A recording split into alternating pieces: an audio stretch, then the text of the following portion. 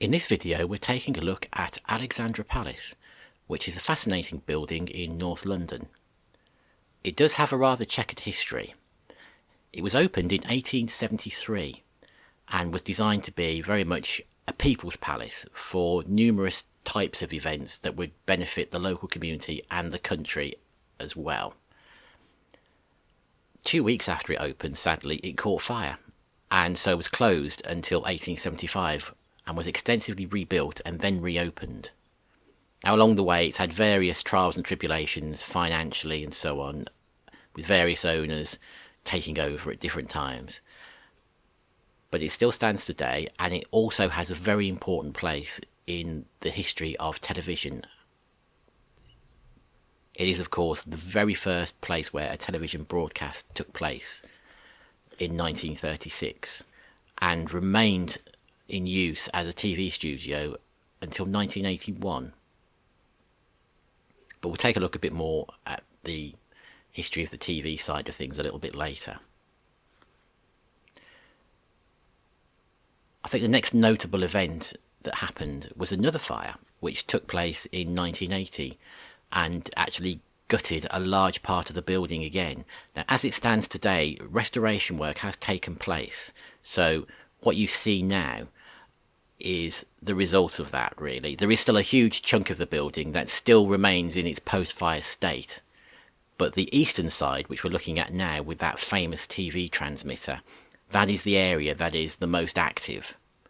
And at the moment there is an ice rink, there is a cinema and theatre in there, there's also exhibition halls, and there are some sporting events that take place here every year. We'll take a look inside the building a little bit more in a little while.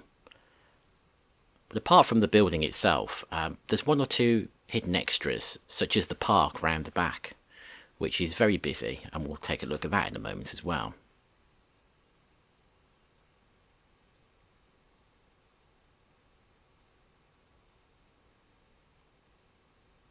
Now, when you go round the back of the building, there is an added bonus. The building that you can see that is in the style of the palace, sort of a mini palace just below, is actually a former railway station and is now used as a community hall. Now, Alexandra Palace was always served by rail from when it was first opened until the 1950s, and it was due to become part of the London Underground and was going to be electrified, but World War II kind of hampered the process of getting this work completed. It was only ever served by steam trains, and what you can see through the gates there on that very long distance shot is where the station would have been, and looking at it now you would never have known it was actually there. Now, in the main park itself, just round the corner from the railway station, is this huge lake, which is very busy and very popular.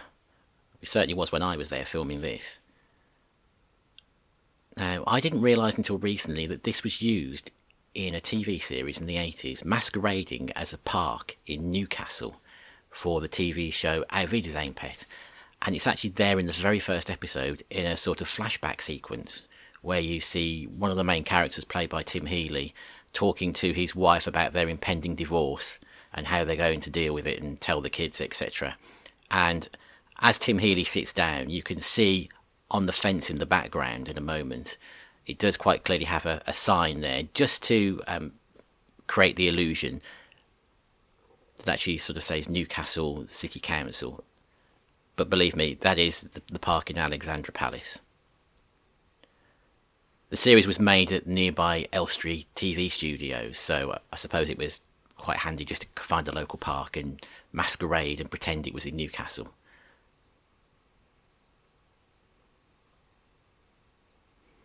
Now, back to the building itself, and this is the east side of the building that is now still open, East Court as it's known. And when you walk in there, you are greeted with this beautiful glass roof and this fantastic huge open space. And running off here is the cinema and the theatre and a couple of other public areas that are used. But this just gives you some idea of how it would actually look if the whole building was transformed. but it's going to take a lot of time and a lot of money, I think. It won't be happening for many years, although the work is ongoing, but it is very slow progress at the moment. Now, as I mentioned earlier, this is, of course, the birthplace of television, and there is a blue plaque outside on that tower with the transmitter, signifying the fact that the world's very first high-definition television service started here in 1936. And as I mentioned earlier, the studios were used until 1981. The BBC did in fact then move to a new studio at Lime Grove in North London near Shepherd's Bush, and we'll talk about that in the next video. But when you look at the views from here, which are quite famous because of the sheer height, this is on top of quite a big hill, you can understand why the building was chosen and why the transmitter was placed here, because there was initially only one transmitter and it had to serve at least 20 or 30 miles worth of coverage for the immediate area. And while TV was off air during World War II, this also was used as a way of jamming German transmissions. So it had a useful purpose even when TV wasn't on air. So that's Alexandra Palace. A beautiful place and well worth a visit. So please like, comment and subscribe and do all the usual things that YouTubers ask you to do, if you can, please.